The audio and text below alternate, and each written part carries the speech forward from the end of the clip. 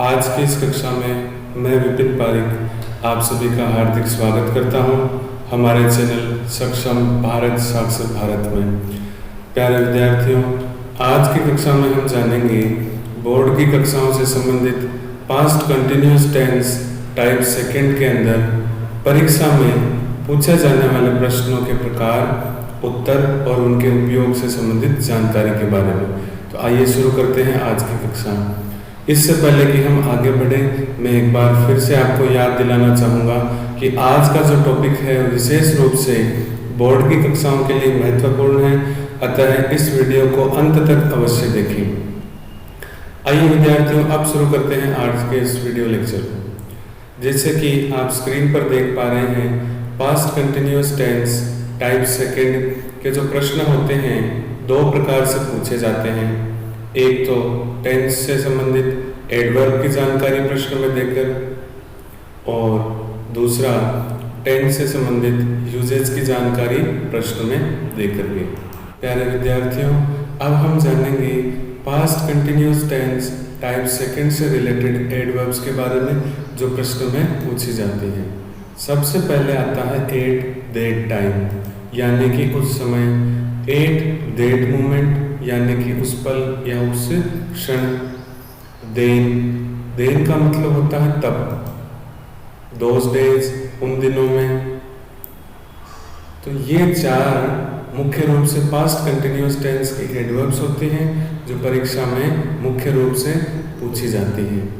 अभी जो मैंने एडवर्ब्स बताए हैं आपको, ये चार एडवर्ब्स, इनमें से अगर कोई भी एडवर्ब आपके प्रश्न के अंदर आए तो उस प्रश्न को पास्ट कंटिन्यूअस टेंस का मान करके आपको हल करना है। और सिंगुलर सब्जेक्ट होने पर या फिर आई सब्जेक्ट होने पर आपको हेल्पिंग वर्ब के रूप में वॉज का प्रयोग करना है।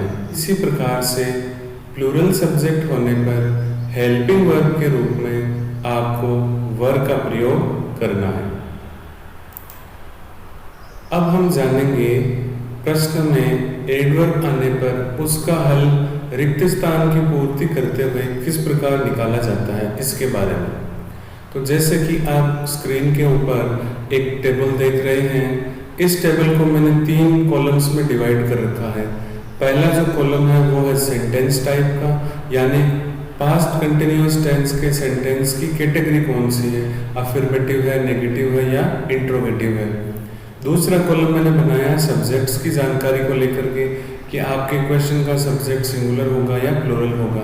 और तीसरा कॉलम मैंने बनाया है आंसर के लिए, जो आप ब्लैंक स्पेस में भरेंगे यानी रिक्त स्थान में भरेंगे। तो प्यारे विद्यार्थियों, यदि past continuous tense type second का एडवर्ब वाला प्रश्न आपकी परीक्षा में आए, अफर्मेटिव सेंटेंस हो तो सिंगुलर सब्जेक्ट होने पर वॉज का प्रयोग करना है, और प्लूरल सब्जेक्ट होने पर आपको वर का प्रयोग हेल्पिंग वर्ब के रूप में करना है, और हेल्पिंग वर्ब के साथ मेन वर्ब में आईएनजी आपको लगाना है। नेगेटिव सेंटेंस होने पर सिंगुलर सब्जेक्ट होने पर हेल्पिंग वर्ब वाज और नॉट का प्रयोग होगा, प्लूरल सब्जेक्ट होने पर वर और नॉट का प्रयोग होगा। दोनों ही परिस्थिति में वर्ब की जो फर्स्ट फॉर्म है उसके साथ आईएनजी का प्रयोग अवश्य किया जाएगा। साथियों, यदि इस टेंस का इंट्रोगेटिव सेंटेंस आ जाए, चाहे वो टाइप फर्स्ट हो या चाहे टाइप सेकंड, आपको सिंगुलर सब्जेक्ट होने पर हेल्पिंग वर्ब वॉज का प्रयोग करना है, प्लूरल सब्जेक्ट होने पर हेल्पिंग वर्ब वर का प्रयोग करना है। दोनों में से किसी भी हेल्पिंग वर्ब का प्रयोग करें, आपको मेन वर्ब के साथ आईएनजी अवश्य लगाना है, क्योंकि कॉन्टिन्यूअस टेंस के साथ हमेशा मेन वर्ब और आईएनजी का प्रयोग किया जाता है। तो अब आप समझ गए होंगे कि एडवर्ब का प्रश्न आने पर क्या और कैसे आपको करना है।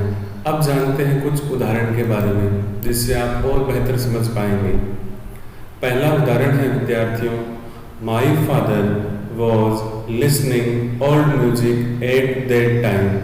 इस प्रश्न में अगर आप ध्यान से देख पा रहे हैं तो आपने देखा होगा कि प्रश्न के समाप्त होने पर एक ब्रैकेट बना हुआ है और उस ब्रैकेट में आपको वर्ब लिसन दिखाई दे रही है। इस वर्ब को चेंज करते हुए आपको आंसर में पुट करना था।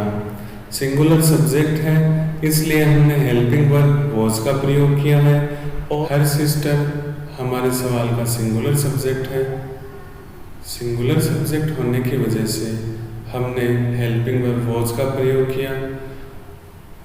हमारे सवाल में जो एडवर्ब था वो था देन, जिसको आप नीले रंग में देख पा रहे होंगे, और हमारे सवाल की जो वर्ब थी प्रिपेयर, जिसका अंतिम अक्षर ई था, इस वजह से उसका ई हटाया और उसमें आईएनजी लगा के प्रिपेयरिंग बनाया। वर्ब में आईएनजी लगाते समय जो नियम काम में आते हैं उनसे संबंधित वीडियो आपको प्लेलिस्ट में मिल जाएगा। अगर इससे संबंधित कोई भी आपके सवाल या शंका है तो उससे पहले आप वो वीडियो एक बार ज़रूर देखिए और आपकी सारी शंकाओं का समाधान उस वीडियो को देखने के बाद हो जाएगा। तो इस प्रकार से इसका उत्तर बना वॉज प्रिपेयरिंग। एक और सवाल देखते हैं विद्यार्थियों। They were trying to solve that murder mystery then. इसमें जो वर्ब हमें चेंज करने के लिए दी है कोष्टक के अंदर वो है ट्राई और सवाल का सब्जेक्ट है दे।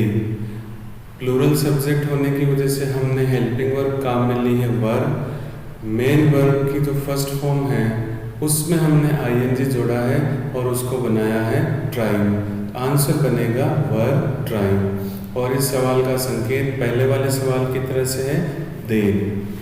We were playing Ludo when she came into the room। सवाल का सब्जेक्ट है we, जो कि एक प्लूरल सब्जेक्ट है, इसलिए हेल्पिंग वर्ब वर का प्रयोग किया जाएगा। मेन वर्ब में आईएनजी जोड़ करके चेंज किया जाएगा प्लेइंग। आंसर बनेगा वर प्लेइंग। इस सवाल में जो संकेत है वो है वेन और वर्ब की सेकेंड फॉर्म। अगर वेन और वर्ब की सेकेंड फॉर्म दी है तो इसका मतलब इस सवाल में एक काम पहले से हो चुका है और दूसरा काम होना जारी था। इस वजह से ये पास्ट कंटिन्यूस टाइप सेकंड में गिना जाएगा। आइए एक और सवाल से इस बिंदु को समझने का प्रयास करते हैं। इस सवाल में संकेत है यानी कि एडवर्ब है एट दैट मोमेंट और आप ब्रैकेट में देख पा रहे होंगे कि यहाँ पर सवाल में वर्ब के साथ साथ नॉट का भी प्रयोग किया गया है। तो कहने का मतलब है पास्ट कंटिन्यूस टेंस का ही सवाल है लेकिन नेगेटिव है। नेगेटिव सवाल होने की वजह से हमने हेल्पिंग वर्ब के साथ नॉट का प्रयोग किया है और मेन वर्ब गो के साथ आईएनजी जोड़ करके बनाया गोइंग।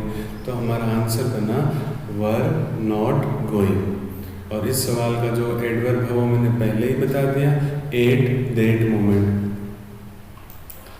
तो इस प्रकार से आप समझ चुके होंगे कि किस प्रकार से एडवर्ब आने पर हम एडवर्ब का उपयोग करते हुए सवाल पहचानते हुए हमारा आंसर तैयार कर सकते हैं। अब हम बात करेंगे पास्ट कंटिन्यूस टेंस से रिलेटेड प्रमुख यूजेज के बारे में। वैसे तो बहुत सारे यूजेज होते हैं इस टेंस से संबंधित, लेकिन मैं आपको मूल रूप से दो यूजेज के बारे में बताऊंगा। पहला, ऐसे कार्य जो भूतकाल में साथ साथ चलते रहे जिनमें वाइल शब्द का प्रयोग होता है। इसका अगर उपयोग किया जाएगा परीक्षा में प्रश्न पूछने के लिए तो आपको प्रश्न के अंदर वाइल शब्द मिलेगा और दो काम साथ साथ में चालू रहने की जानकारी भी मिलेगी। मैं फिर बता रहा हूँ, अगर यूज नंबर 1 का प्रयोग करके परीक्षा में प्रश्न पूछा गया तो आपको वाइल शब्द का प्रयोग मिलेगा और दोनों कार्य होंगे जो पास्ट टेंस के अंदर भूतकाल के अंदर साथ साथ में चलेंगे, ऐसी जानकारी भी आपको मिलेगी। प्रश्न के अंदर ऐसे दो कार्यों की सूचना हमें मिलती है जो भूतकाल में हो रहे होते हैं और एक कार्य पहले पूरा हो जाता है और उस पहले पूरे होने वाले कार्य के साथ में वेन का प्रयोग मिलता है और दूसरा कार्य जारी रहता है। और दूसरे कार्य में क्योंकि वो भूतकाल में जारी रहने की सूचना लेके आता है, हम वहाँ पे उत्तर के रूप में पास्ट कॉन्टिन्यूस टेंस का प्रयोग करते हैं। तो दोनों प्रयोगों को पढ़ने पर और सुनने पर आपको ये समझ में आ जाना चाहिए कि पहला यूज जब प्रश्न में पूछेंगे तो दोनों काम साथ साथ में चालू रहेंगे भूतकाल में, और प्रश्न में वाइल शब्द आपको दिख जाएगा। दूसरा यूज का उपयोग अगर हम प्रश्न में करेंगे या परीक्षा में प्रश्न में किया हुआ मिलेगा, तो आपको एक काम भूतकाल में पूरा होने की सूचना मिलेगी और दूसरा काम जारी रहने की सूचना मिलेगी। और जो पूरा काम हो जाएगा उसके साथ प्रश्न के अंदर आपको वेन लगा हुआ दिखेगा। अभी हम उदाहरण से स्पष्ट करेंगे कि ऐसा कैसे हो सकता है। आइए जानते हैं उदाहरण। पहला उदाहरण, I was learning structures while Hina was making notes। पहला सवाल आप अगर ध्यान से देख पा रहे हैं तो प्रश्न के बीचों बीच आपको, ये देखिए मैं माउस का कर्सर लेके आया हूँ और घुमा रहा हूँ, प्रश्न के बीचों बीच आपको हरे रंग में वाइल शब्द का प्रयोग नजर आ रहा होगा। इसका मतलब ये हुआ कि प्रश्न में वाइल शब्द है और दो कार्य भूतकाल में साथ साथ जारी होने की सूचना हमें मिल रही है। कैसे? I was learning structure, मैं स्ट्रक्चर्स याद कर रहा था। हीना was making notes, और उसी समय हीना नोट्स बना रही थी। इसका मतलब इस सवाल में दो कार्य भूतकाल में हैं और दोनों साथ साथ चल रहे हैं और वाइल शब्द का प्रयोग हुआ है। आइए एक और उदाहरण देखते हैं। He was cleaning his room while her wife was cooking food in the kitchen। यहाँ भी आप देखेंगे तो आप पाएंगे कि यहाँ पर इस प्रश्न में भी वाइल शब्द का प्रयोग हुआ है और दो कार्य भूतकाल में साथ साथ जारी रहने की सूचना भी मिल रही है। He was cleaning his room, एक काम है प्यारे विद्यार्थियों जो भूतकाल में जारी होने की सूचना मिल रही है, वो है कि वह अपना कमरा साफ कर रहा था। He was cleaning his room, और जब वो अपना कमरा साफ कर रहा था उसी समय her wife was cooking food in the kitchen, उसकी जो पत्नी है उसी समय उसकी जो पत्नी है वो रसोई घर में खाना बना रही थी। तो इस सवाल में भी हमारे पास संकेत के रूप में वाइल शब्द है और भूतकाल में दो कार्यों का साथ साथ में होना जारी है। तो इन दोनों उदाहरणों से आपको ये स्पष्ट हो गया होगा कि यूज नंबर 1 यानी वाइल का यूज प्रश्न में कैसे होता है और हमें आंसर कैसे निकालने पड़ते हैं। अब हम देखते हैं और उदाहरण। My father was reading news paper when the bell rang। इस सवाल में देखिए आपके इस सवाल के अंदर when शब्द का प्रयोग हुआ है। ये देखिए मैं माउस के कर्सर को यहाँ पे घुमा रहा हूँ ताकि आपको आसानी से दिख जाए।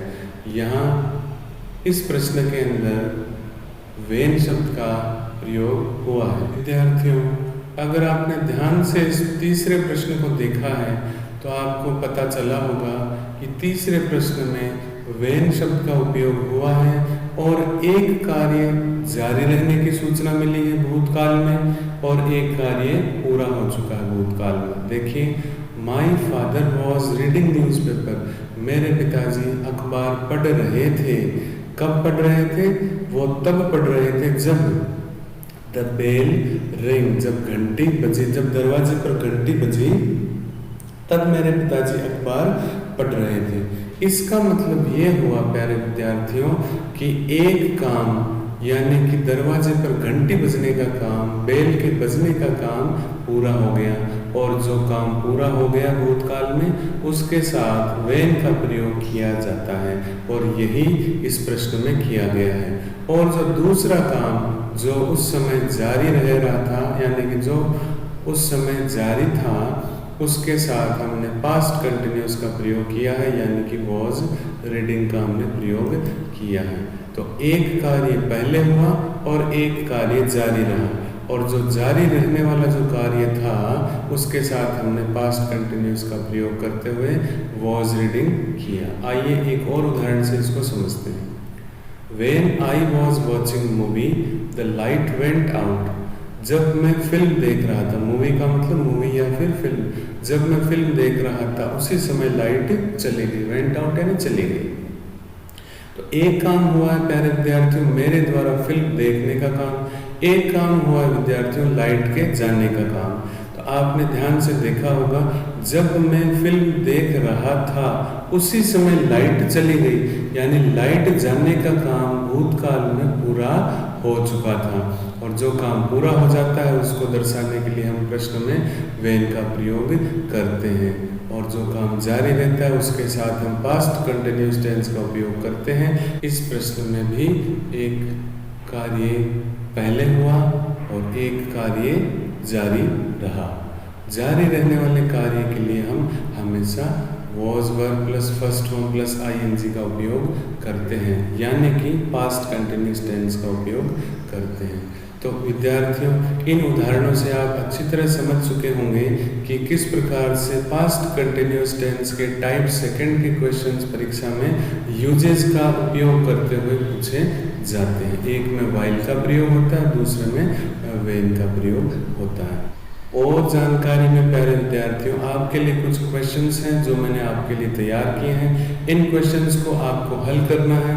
आप चाहें तो इनका स्क्रीनशॉट भी ले सकते हैं, आप चाहें तो इनको वीडियो के अंदर ही आप देख करके हल कर सकते हैं। इन प्रश्नों का हल करके इनके सही उत्तर लिख करके आप हमें भेजिए, ताकि हमें पता चले कि हमारे द्वारा जारी किए जाने वाले वीडियो से आपको कितना फ़ायदा पहुंच रहा है। और यदि किसी प्रकार की कोई कमी नज़र आती है या किसी प्रकार की कोई शंका है, समस्या है, तो आप निसंकोच हमें कमेंट बॉक्स में लिख करके अथवा वीडियो की डिस्क्रिप्शन में दिए गए व्हाट्सएप नंबर पर भी आप हमसे संपर्क कर सकते हैं। यथाशीघ्र यथासंभव आपकी समस्याओं का समाधान किया जाएगा। तो विद्यार्थियों आज की इस वीडियो में बस इतना ही। हम फिर मिलेंगे एक नए वीडियो के साथ। तब तक के लिए आप सबका हृदय से धन्यवाद। बालाजी महाराज आपकी हर इच्छा पूर्ण करें।